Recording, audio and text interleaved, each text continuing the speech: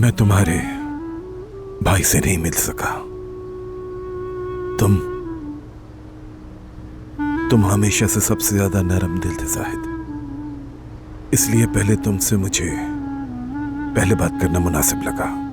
जब से मैंने हादसे का सुना है मर मर के जिंदा हूं बेटा। शुक्र है तुम दोनों भाई सही सलामत हो। लेकिन नाइला को अब तक नहीं देखा।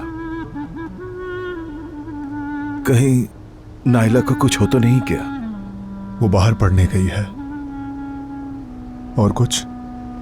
मेरी बेटी इतनी बड़ी हो गई कि बैरून मुल्क चली गई। उसकी वो प्यारी सी खुशबू मेरी सांसों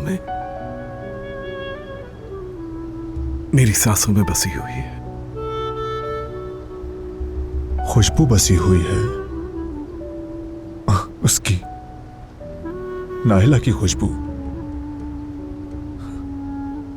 और हमारी मां की खुशबू।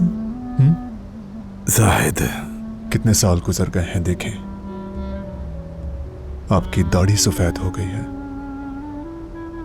कंधे झुक गए हैं, लेकिन आपकी दरिंदगी, आपका वो जुल्म कभी नहीं भूलूंगा मैं। आप मेरे सामने नाइला की खुशबू की बात कर रहे हैं, लेकिन भूलकर भी कभी हमारी मां का नाम तक नहीं लिया आपने। बेटा मत कहें। आपका यहां कोई बेटा नहीं। आपका ना कोई बेटा है और ना बेटी। हमारे खानदान का आपसे कोई ताल्लुक नहीं।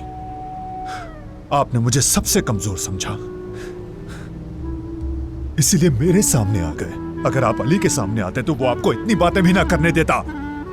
इसीलिए तो आप मेरे सामने आए, लेकिन मैं भी आपको बोलने नहीं दूंगा, क्योंकि मुर्दे बोलते नहीं। हमारा कातिल बाप मर चुका। हमारा कातिल बाप मर चुका। जब हमने अपनी मां को कब्र में उतारा, ठीक उसी वक्त हमारा बाप भी मर गया।